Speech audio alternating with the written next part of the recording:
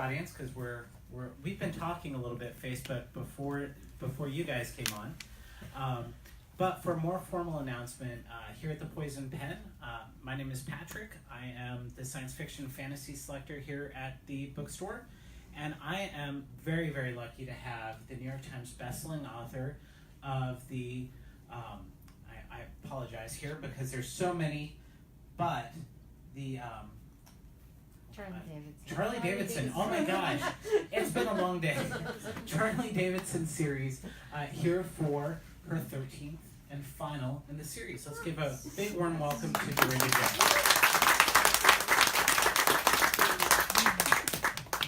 I can't believe I did that. I apologize. Okay, I can't even imagine. Because I was looking at your schedule, and I have a really good friend who's also from New Mexico. She's from Taos. She's going to be here tomorrow. Yes. I think it's from Minerva Spencer. Minerva Spencer is going to be here tomorrow. We're starting to do more and more programs. Like I've told the audience before, with science fiction, fantasy, romance. We do a lot more here than just mystery. Although people, categorically think Poison Pen, mystery bookstore. I think we're more of a fiction bookstore now. Things have changed a little bit over the years, and independents have become more and more popular. I think as time has gone on, because we do things like this. You get the chance to meet with the audience and talk about your books, and so thank you so much for coming on out. Thank you for having me. It's not so far. I mean, home is Albuquerque, isn't it? It's New Mexico, yeah. New Mexico. I've been in Albuquerque off and on, and I went to school there and all kinds of stuff. But we're actually from Portales, which is a little bitty town right on the Texas border. So yeah, we're way. What direction is that? East? the right one. So did you drive? Did you fly? We flew. We were going to drive. We were going to make a big road trip out of this because my sister and I, that's kind of what we do. And I have a book due. I had a book due 3 months ago. Now it's really, really due, as in a week. And so I thought, I couldn't take the extra time. So we flew. It is one of my all-time favorite drives to drive from Phoenix over to New Mexico, because it is one of the most beautiful states that you are ever going to see, and there's so much to see there. What a great place, first of all, to set a series. I don't think enough authors really write about the Southwest. It was really big back in the I think of the late 80s, early 90s, through the mid 90s. The Southwest was really hot. And now it seems like people are coming back to writing sort of their local areas. Right. So I'm curious, what was the inspiration for New Mexico as where Charlie was going to be, and what was the inspiration behind that? Well, it was one of those situations where I asked myself, how much research do I want to do? Which was not a lot. And because I lived in Albuquerque for off and on, and I lived there for 7 years, while I was in school, I moved there with our 2 sons. My oldest son was born deaf, and there was just really nothing in Portales for him at that time. So we ended up moving to Albuquerque, and my husband stayed in Portales with the business, poor guy, and we went back and forth every weekend for 7 years. But you know what, we did it, and it's all good, and I got my bachelor's, and I was a sign language interpreter for a long time. But basically it was just that I loved Albuquerque. I absolutely love it, and I didn't want to do a lot of research. It's not that I didn't want to do the research. I know how people are about their town. And when you get something wrong, they get really upset. And even living in Albuquerque, I still made a couple of mistakes. One of my readers had to point out the fact that I crisscrossed 2 streets that never crisscross. They go the same direction. Yeah, so I still make mistakes. I don't even know why I did that, but that was pretty much it. And then I thought, I was thinking of the series as an urban fantasy, so I needed, a bigger city. And I was like, what better place than Albuquerque? So I love Albuquerque because it is a city that is growing. It is changing. And it has changed dramatically probably within the last 13 years that, that since you've been writing this series. do you take the growth change and the change of the city itself within your series? Really, I pick little spots that I really kind of want, and restaurants. I love mentioning the restaurants because food is amazing there. And I pick little spots that I kind of want to highlight, just areas that maybe not everybody's going to get to, and stuff like that. And so that's kind of what I do more. And of course, like any city, you know, there's plenty of crime to go around. But, you know, and sometimes I pick a place that's so funny at the signing that we just had in Albuquerque. So I picked this little car wash that was it was kind of close to where we were living at that time. And it had been shut down, and it looked like it had been a family-owned car wash and everything. And I turned the book in. A week after I turned the book in, they tore it down. And I was like, oh, crap, okay. Well, there was a car wash there, I swear. And what was crazy is that in the book signing in Albuquerque that we just had, the people who owned it came to the signing. And she said it was a family business. It had been in their generation, or in their family for like 3 generations. And it was the neatest thing. And I love that like people can just relate to all these little places that I pick out. And it's exciting when you end up getting put into somebody's work. Our dumpster is in Craig Johnson's book, I think 2 books back. So that's one of our claim to fame. We got a dumpster. I got to sign with Craig Johnson in Tucson, and at the Tucson Book Festival, I think. He is hilarious. He's the funniest guy. It's funny, you get 2 writers together, and you know, you tend to feed off of each other pretty easily. True, we do. You're trouble. I'll take it.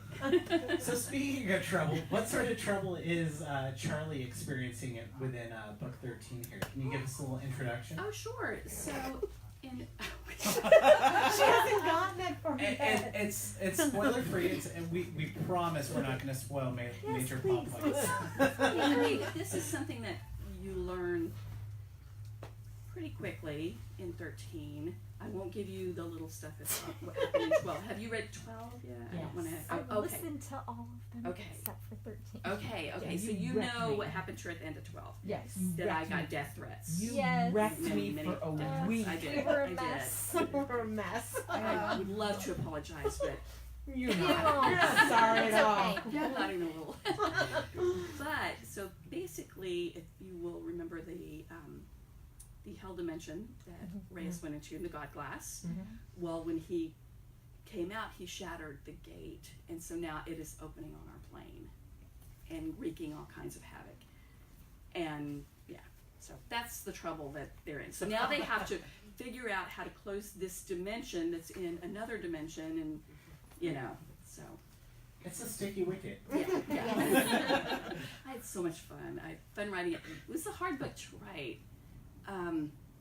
Being the last one, I was very intimidated. And the thing is like you guys know, Charlie and Reyes fans are, you know, and my biggest fear is to let you guys down. That is my number one fear. I don't ever think that a writer is just writing for the money, because that's not the truth. We love writing, we love our characters, they're part of our family, and writing that last book, oh, I cried. Several times.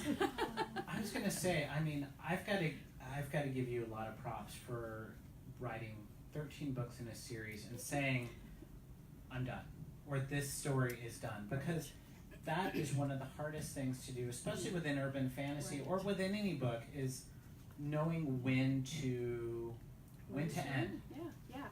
And I'm going to be honest, because again, I love these characters. It was not my idea. It was my agent, my editor, and they were thinking about maybe going to 15, and then my editor was like, wait, this is paranormal, we should end at 13. And I'm like, what? You want to do what?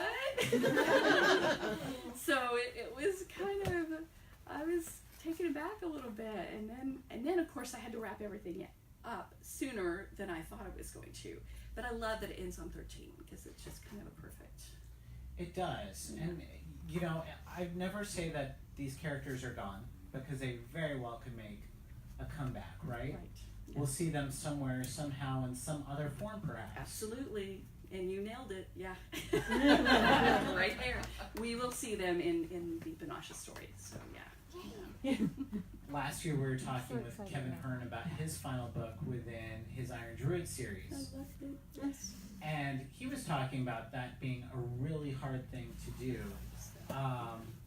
And you mentioned talking. Can you remember a point in time where you just sort of sat down and just was in that emotional catharsis of, and what was that like? I mean, It was, there's a scene in the book, and again, this isn't gonna, I promise it's where Charlie walks in and she's looking there in this warehouse. All these characters are sitting around and doing different things in this warehouse, and she looks at them and it just hits her what's going on, and I'm gonna start crying. I started crying so bad right there, like, because I thought, these are my family, and when am I gonna see them again? And I know that we will, but it was interesting. It was an interesting experience. so I've got to ask you, how does Charlie come out to you? How does she live in terms of your head? I mean, are you just driving down the road and she starts talking to you, or when do you decide what her story is going to be? Yeah, so when I first came up with her, I was very specifically looking for my next project. So I had written the first manuscript I ever wrote was a historical romance. You'll probably never see that. It's under my bed, although it's my sister's favorite. And then I wrote a young adult manuscript, which actually sold later. So I have a young adult trilogy out there somewhere, floating around in space. And I was actively looking for, okay, what do I want to do next? I love paranormal, so I was going to stick with paranormal. I thought, well, I should go adult again.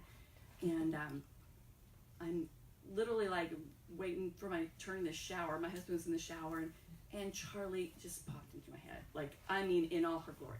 There she was. There was Charlie Davidson. And I jumped up, and I ran to the shower, and I pulled back the shower curtain, and I said, I'm going to be published.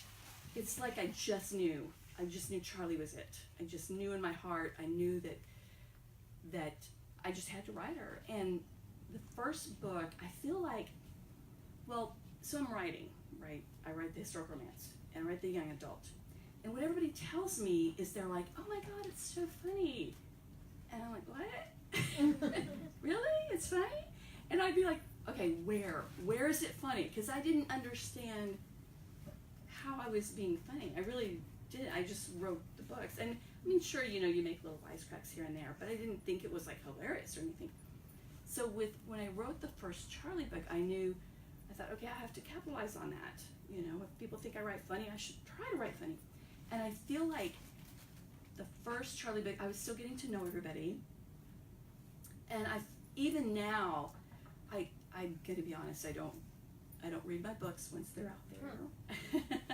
Because all I read is mistake after mistake. And but even now, I think of that book as like I was trying to force something onto her that she was like, look, I'm funny, okay, I get it, but you don't force this on me. I can do this. Just let me do my thing. And that's just after that first one. That's just what she does. I don't even think about it. I just write the books. She just flows. You know what I mean? And what I do is I just sit her down and I'm like, here's your problem. And I make it as big and sticky and life-threatening and everything that I can, because, we have to torture our heroes. That's kind of our jobs. And I said, now you gotta get out of it. And she's like, okay. So you come up with the problems. She doesn't tell you what the problems are going to be ahead of time, or no, I pretty much come up with them, and I let her do her thing. Yeah. So do you plot out your books? Do you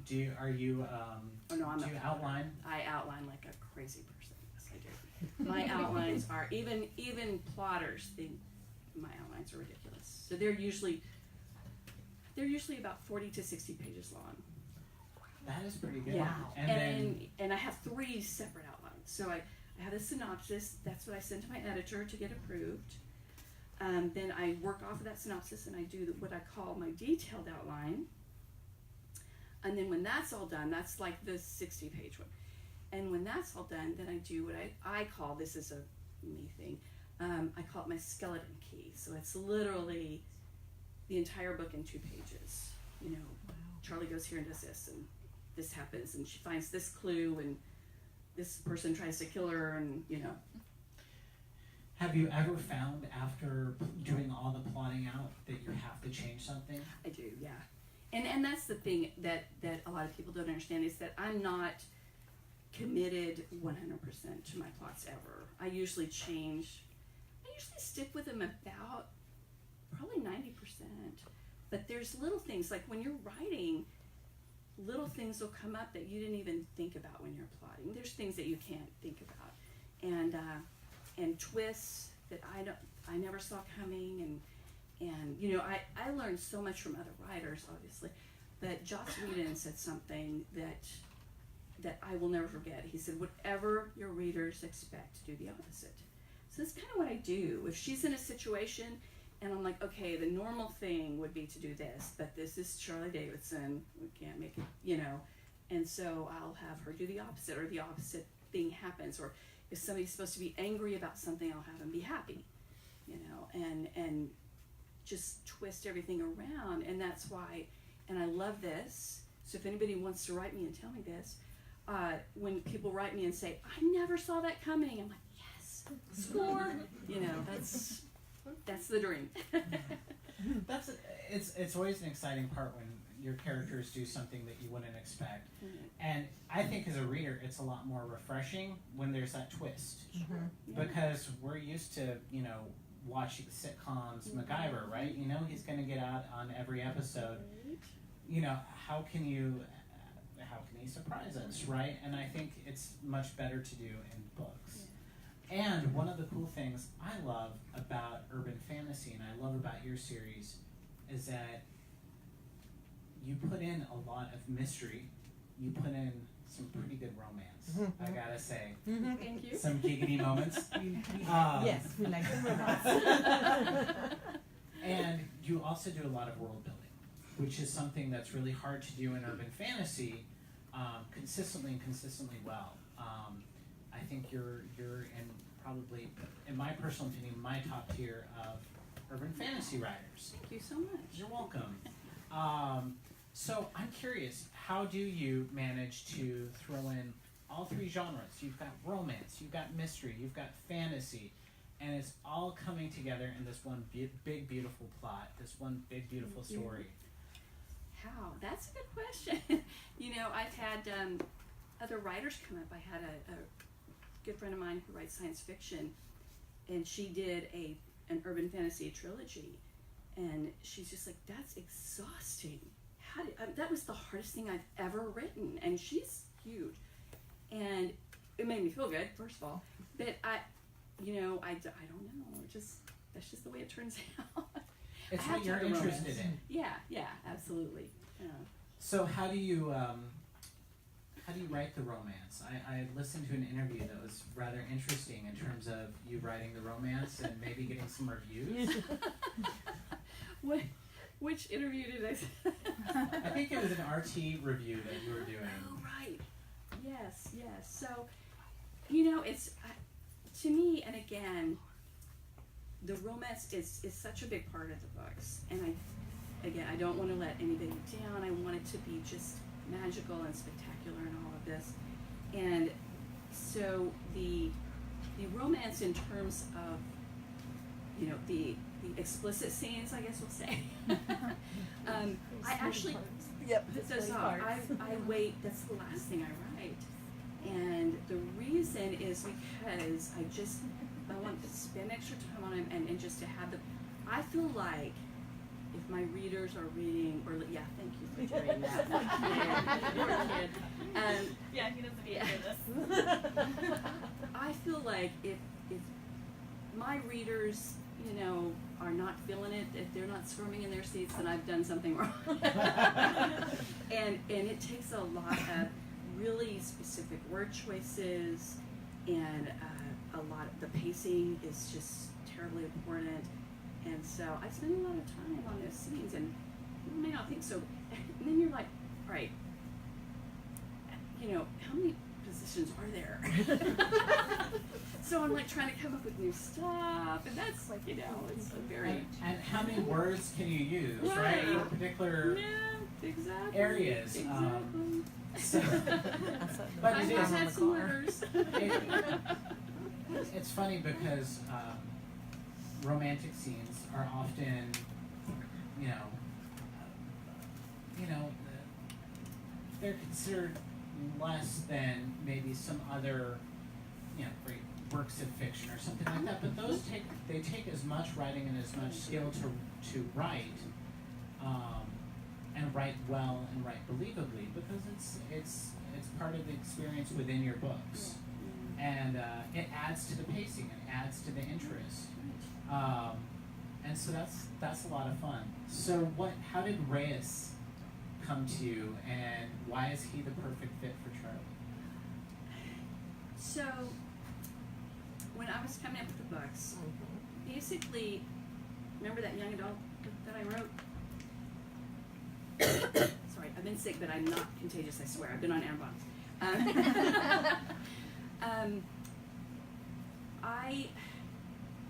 I wanted Reyes, so Charlie was the Grim Reaper, you know, and she had specific powers and everything. Well, I wanted Reyes to be just a little more badass, you know, just a little bit, you know, I wanted him to have that little appeal there. And I had written the young adult book, and I actually, what Reyes is, was in the young adult book. I stole it. So I cannibalized my own work, basically, is what I did. And I even actually stole scenes out of different books that I thought, oh, that sounds like something Reyes would do. Oh, it is something, I'm going to put it in there. And, yeah, and that's just how he came about. I just wanted him to be, you know, I wanted that question in the air, is he good or is he bad? You know, I wanted that conflict of the darkness in him. And that's just how I came up with him. Aren't those conflicted characters though the most interesting that absolutely. you're gonna write and that we're gonna read? Yes, absolutely. You know, and really, and my thing with Charlie is that she could have been not very nice too. You know, I mean, she could if she had these certain powers and everything. And the one thing I did not want her to be, and this is the thing that I absolutely cannot stand in any paranormal any book, is when the character has a paranormal ability and they whine about it through the whole book because they don't want it. Oh, and this isn't their life. And I'm like, oh, why would you do that? I just wanted Charlie to go with the flow and just. She's proud of who she is. Right. She's not a perfect character by any stretch of the imagination. Exactly. You've made her Yeah. really interesting. But yeah, she doesn't whine about it, and that's one of the things that I really like Well, thank about you. the books, because you do. If you're given a cool power, you know, wouldn't you want to use it a little bit and have some fun with it? Yeah. So I've got to ask you then, what would your power be? My power, you know, I thought about this so much. Do you guys think about this if you have that? Yeah. Is that just me? Okay. Because I honestly think it would be like, I think invincibility. Just, and of course with that then comes like strength and stuff maybe. I don't know. Superman, I want to be like Superman. Speaking of which, one of the big challenges within creating a great, you know, any type of fantasy is not creating the God character. So what sort of limitations did you think about when you were creating Charlie, when you were creating your characters, to make sure that they didn't become like Superman, Right. who can get pretty boring as a character if you overpower Yeah. your And that's character. always the thing. And I actually, what's funny is one of the reviews that I got, and I try not to read reviews, but this one was just so scathing, I had to read it for 13. And her question was like, well, she's a god. If she's a god, why can't she just snap her fingers and get rid of the hell dimension and all this stuff? And I didn't explain well enough that, you know, why that hell dimension had been created in the first place, which was for her. And then I thought, yeah, but if that's the case, then why couldn't she just snap her fingers and fix everything? Like, you can't have a character do that. You don't have a story. And I just thought that was such a silly thing for her to say. She was so mad because she didn't understand. And yet, but she wasn't mad that Charlie couldn't get herself out of this other hell dimension, that she had to be taken out, or that she couldn't, you know, just do any of a million things. So I thought that was an interesting review, because I was like, that, well, it makes no sense. Why would she be able to? And I really did. I created it very specifically. It was created for Charlie. So she can't just snap her fingers and get rid of it. And yeah, I mean, that's the thing. You always have to have the kryptonite. Mm-hmm. You always have to have the kryptonite. Otherwise, you don't have a story. It'd be silly. Exactly. Yeah. And that's always, and part of it is that, did you intentionally come up with these ideas starting from book one to make sure that Charlie wasn't kind of OP'd, so to speak? You know, when I started, what's really fun, so when I started the series, I knew how it was going to end. I knew my ending. And that is how I ended it. Exactly. But all the stuff in the middle, I didn't see a lot of that. I was really surprised. And the fact that she's a god, I didn't see that at all. But I kept having Reyes in the first few books. He kept hinting and kept saying, you know, you can do anything you want. You just have to, you know. And she's like, well, why can I do anything? That makes no sense. And then we learn that she's a god and everything. But I still feel like I kind of just had to make her, you know, rather innocent, so that she didn't understand how powerful she was. And that was actually, was it in 12? I don't know what book it was. Anyway, where he takes her and he tells her about the grain of sand. And so he takes her to the Sahara. And he's like, you keep thinking of yourself as human. And he said, and you are. There is a part of you that's human. And it's this grain of sand. The rest of the Sahara is the God part. And it's still, like, it couldn't sink in. It just didn't sink in, you know, because she was like, that's impossible, you know. So it's fun to write. It was very fun to write and to keep her in check, you know, and, you know, coming up with ways to keep her in check. So who keeps you in check in terms of what's going on in your world, what's going on in your universe, what color Charlie's hair is, what color are Reyes' eyes, you know? Yes. I have an incredible team. So, my husband wishes he could keep me in check, but that doesn't work. My sister works for me full time. I have another assistant, Dana, and they keep the business stuff going and social media and all that stuff.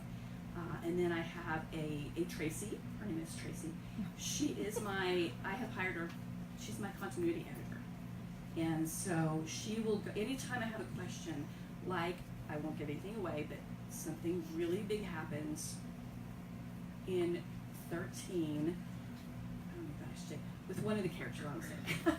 I don't want to give anything away. Thank you. And, and when it came to me, I was just ecstatic. I was like, oh my God, can I do this? And I had to write her. And I said, look, can I make him this thing? I mean, have I said anything in any of the books where he cannot be this thing? There's just no way. And that woman, oh my God, I love her. God love her. She read every single book again, all the way, just to make sure I could do it, because she was so excited too. She's like, that is the coolest thing ever. So yeah, and she kept me where I needed to be. That's what she does. That is so cool. Now, do you ever get letters from people letting you know when you've made a mistake? I can't keep track of this stuff. No, I can't. There's no way. And especially because I said, I don't really read the books. So, like, I don't know what happened in book 7. I have no idea. And, yeah, I mean, she just keeps me in check. There was the funniest thing happening, I got a scathing letter. This makes it sound like I get a lot of scathing letters. I actually don't. I only get like maybe 1 or 2 per book. And this one woman wrote me, and in the first book, this character goes back for a baby blanket, and the baby blanket is yellow, okay? Well, in the book where I bring that back up, Charlie says that she thought the blanket was blue, but she wasn't sure. Oh my God, this woman wrote me, and the blanket was yellow. I'll never read another book of yours. Really? That's why you're mad at me? Because there's so many other reasons to be mad at me. So many. I freaked out over that. She was livid. And as far as I know, she's never read anything else like that. Sorry. But really, if any of it, I mean, why would you live your life like that? Like, that's way too much stress to me. To be that upset over one little tiny. She doesn't even say it's blue. She said she thought it was blue. But, so yes, that's an interesting thing. You can't please everybody, No, can you? No, absolutely not. I think you've got millions of readers who would disagree with her otherwise. This is the fun part where we're going to open it up for you all to ask questions, because I'm sure there are questions you are dying to ask Darynda. So please feel free. Oh, did I die? Okay. Feel free. No, I'm dead. Yeah. Oh well. So you can hear me, right? Yes. All right. Feel free to ask questions, and it might open up some more questions as well. Yes. Building off of our conversation regarding whether the blanket is blue or yellow, Yes. how much do you consider Charlie to be kind of an unreliable narrator of her own life? Well, and that's what I love, because I didn't even think of her that way until like the 11th book or something, and somebody brought that to my attention, and they said, you realize she's an unreliable narrator because she sees the world a certain way, and nobody else sees the world that way. And I thought, that is just cool. I love that. I never thought of her that way, but she absolutely is. I think it's part of that bonkers humor of hers, whether it's overcaffeinated or whatever. Yes, lots of caffeine. That she just Went bounces into every particular goes into way. every decision of hers. Exactly. It's the best way to live, by the way. Overcaffeinated. Yeah. Oh yes. Yes. Artemis. Yes. Do you have a love of Rottweilers? Did you just decide since it was part of the story and that's where she came from, or did somebody maybe suggest, hey, why don't you throw a dog in the story? And because I absolutely love Artemis next to Reyes. She is the best. We love Artemis. I love her, and I never knew writing a dog into a story would be so fun, because she just is hilarious. She's And so hysterical. here's a true story that I was scared to death was going to get me sued or murdered. So I started first grade. I started writing first grade, and I was in a critique group, and they kind of did things differently, and I didn't do my entire 60-page plot outline thing, and I got stuck. I got stuck on chapter 6 for 2 years. It just sat there for 2 years. And finally, I was like, this is ridiculous. I've got to finish this book. And of course, at the time, I was working like 4 jobs too, but still, but I've got to finish this book. And so I entered what's called the Golden Heart. So it's RWA, Romance Writers of America, Golden Heart. Well, to enter the Golden Heart, your manuscript has to be finished. So I only entered it to force myself to finish the manuscript. That's why I did it. And I had absolutely no delusions of finaling ever. I've never even come close to finaling the Golden Heart. And of course I finaled. And then I ended up winning. And it was just so crazy. But my point of that is that, again, remember I started it 2 years earlier. So when I came back to it, I just kind of picked up and I was writing, all of this stuff. And it wasn't until, oh my gosh, probably 2 weeks before it was going to come out, that I remembered that all that stuff about the insane asylum, I can't believe I said that, the mental asylum. Mental asylum. Sorry about that. And the biker gang who owned the mental asylum was real. It was all real.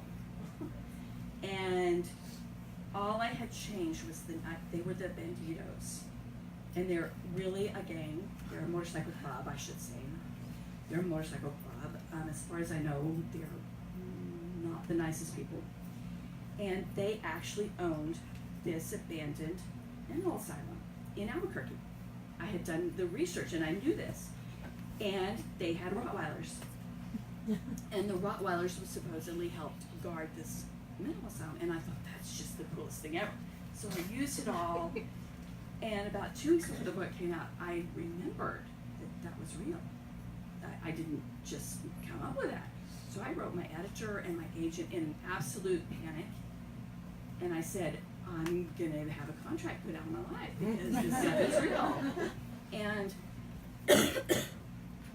my editor went to the legal department, and I guess, I mean, at this point, what could they do? It was coming out. It was printed. What are you going to do? And so I guess they just said, well, she changed the name of the motorcycle gang, so we're just going to, cross our fingers and hope for the best. And that's where I got that from. And they were really Rottweilers, and of course they're beautiful and sweet, and so I loved having Artemis. But yeah, You can't do anything to the dogs in No. fiction, by the way. No. I mean, you can kill No. as many people. Yes. Oh, yeah. Occasional child, it's okay. Don't Yeah. touch But the you dog. don't touch the dog. Don't touch No. it. Yeah, there's even a book by Blake Snyder, I think, called Save the Cat. It's for writers, and that's his whole thing. You have to save the cat. The hero, you have to make the hero empathetic, and so he has to save the cat. And it's just like in Lethal Weapon, if you remember that one, Lethal Weapon, where their car's fixing to explode, but they get the cat. That type of thing. I went on Yeah. a Nicholas Sparks boycott for 2.5 years because he killed the dog. Well, and I was surprised they did that in John Wick. I was like, what? I was floored. I actually stopped it, and I couldn't. That was a puppy, not just a It- dog. That was yeah, a the puppy. puppy. Right? Oh, It was a little beagle. crushed me.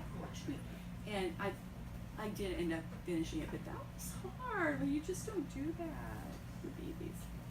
It's really, I mean, I agree with you. That was one of the hardest scenes in a movie that I have ever seen. What do you listen? Do you listen to anything when you're writing? Do you have like music on, or do you have for particular scenes, for instance, or do you have movies in the background? I know some writers who will do that. Really? Oh, that's interesting. I could never do that.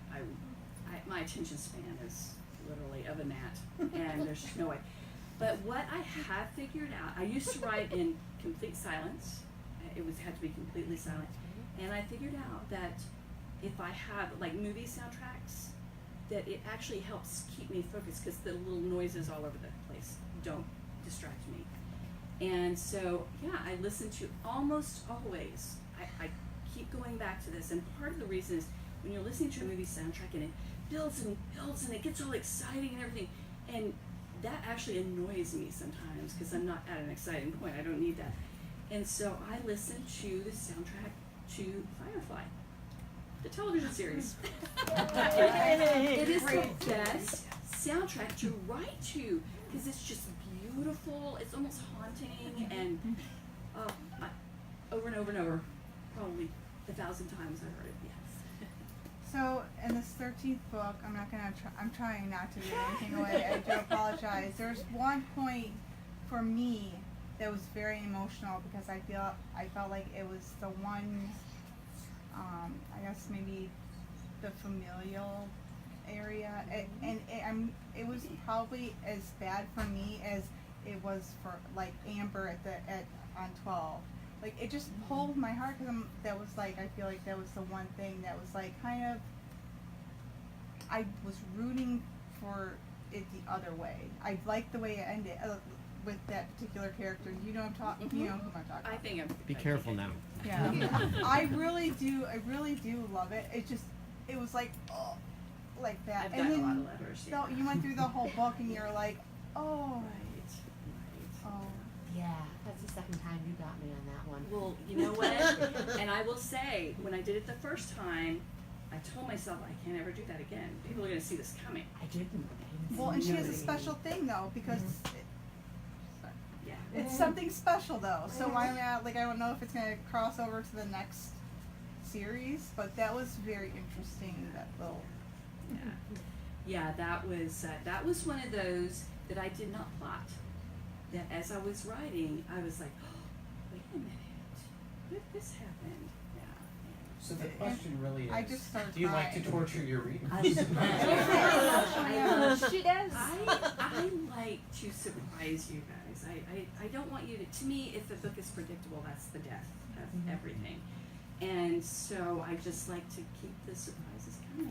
Keeps us on our toes. Yay! We like surprises, That right? was, that was really amazing. Have you ever thought about incorporating an outlaw biker gang with chihuahuas? Oh my god, that would be They awesome. could be like a rival gang. That would be so awesome. And what I loved was, well, now that I think about it, I actually did kill the dog. But because of who she back, is, she so- comes back. Yeah. So, Didn't quite see but that. yeah, I loved that. So the Donovan is the leader of our biker club, and I loved that he was just so heartbroken over that, and got, gave Charlie a chance to. You made up for it. Yeah, thank you. Do you have some other questions? So my best friend's actually watching on the Facebook Live. Can you say hi to her? Her name's Jennifer. Jennifer. Hi, Jennifer. Thank you for joining us. Yes, sir. Why did Reyes think that Charlie was a god? Or, Hasn't run one. yeah. Okay. Well, Reyes is a god too. Slash made everybody gods. So basically, I had this. It's at the very beginning, and Reyes saw her eons ago. Okay, he saw her smile, and he fell in love with her way back when she was a god. We didn't know she was a god until what book? I didn't even know Probably 4, 5, 6 right in Yeah, there. yeah. It starts to come together. Quite a while later, and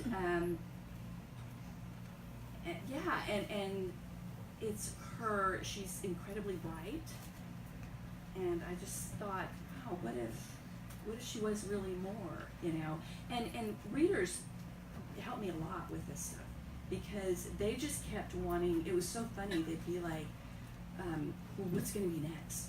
Well, how's she going to top that? And that's the hard thing. That's why every book really does get harder because you're like, okay, everybody loved that book. How can I top it? Okay, now that's their favorite. How can I top that? And it's just this constant trying to one up yourself. And I think that was part of it. And the readers again just were giving me ideas. Like I had this one character. His name is Mr. Wong. So he's a dead guy, and he lives in her apartment, but he hovers in her corner. He's literally in the corner.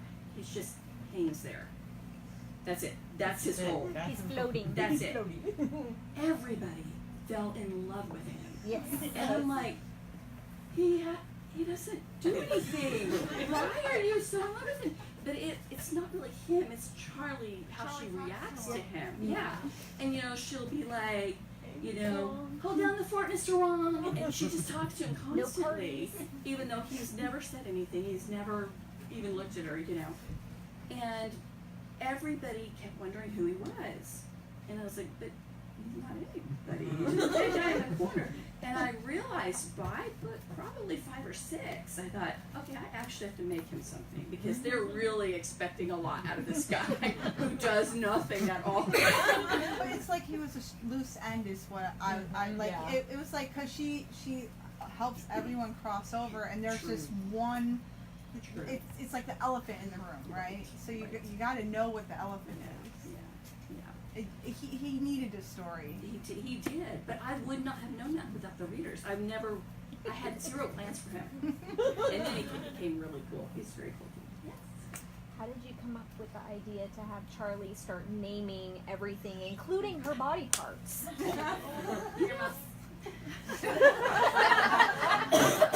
Sorry, Betty. That was actually pretty clear. That was, okay.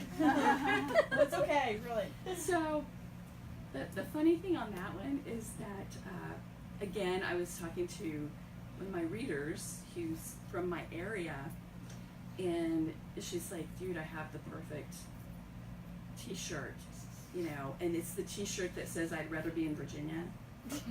And you don't get it when you first read that. Yeah, keep that close. Yeah. Very Yeah, close. keep it close, friend. You Very don't close. get it when you first read that. Everybody's like, well, that wasn't even funny. And then Hey, they read the rest of the yes. chapter and Yes. it became funny. So, but how did I get, I don't know. You know, it just kind of started. And it literally started with, well, Her Jeep is Misery. Mm-hmm. And that I think was probably first. And then, you know, Danger and Will, Mm-hmm. Danger Will Robinson, and I cracked up at the toes. yeah. Bootylicious and Pinky Yeah. Floyd. It's so much fun writing that scene. Pinky Floyd, I have to The shower was George. The shower is George. So George is one of my husband's best friends. So I had to tell him. I told him, I need to shower after you. He's like, thanks. Yeah, that's fun. I really don't know. It just popped into my head one day, and Well, you do name your cars. I do name my cars. Yeah, I always have. Yeah, my car right now is Eva Glee. Yeah, but I don't know. Any other questions from the audience? Come on. I need to I see some. You I and then need you. I need to know about Cookie. So, there's another story there. Cookie, I love Cookie. I love Cookie. I love her. So when my oldest son, as I said, was born deaf, when we first moved to Albuquerque, he was actually in an oral school. And Cookie was a teacher there. And I was in love with her. She was the coolest person ever. Well, when we ended up leaving and put him into, you know, regular school and a deaf and hard of hearing program in Albuquerque. And I just completely lost touch with her. And I don't know where she is today. I don't even really remember her last name. It could be Kowalski. I have no idea. I don't remember. And so Cookie is what is a real person. And wherever she is, thanks for the name. You know, even like her attitude and just the way she is and her hair, everything. It was really Cookie. I stole her. I don't do that very often, but I did steal her. Yeah. She's an awesome character. I Thank love you. And I love, you know, I wanted a character that just, it didn't matter what Charlie got into, how horrible the situation is, she was just going to be there for her always, you know.